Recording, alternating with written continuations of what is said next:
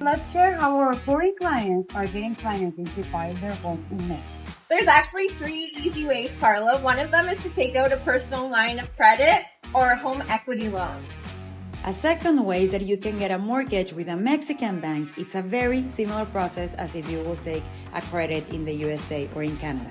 And the third way, for our American clients, you can turn your 401k into a self-directing IRA, and that allows you to buy property in foreign countries. In any of the cases, we are helping you out and taking you finance through all the process. Type info, Comment section for us to help you find your perfect home in paradise. If you like this video, subscribe to our channel and leave us a comment. In AMORAMAR, we're buyer's representative, NAR certified property specialists with all access to the finest properties in Riviera Maya. Contact your AMORAMAR realtor that understands your standard of home.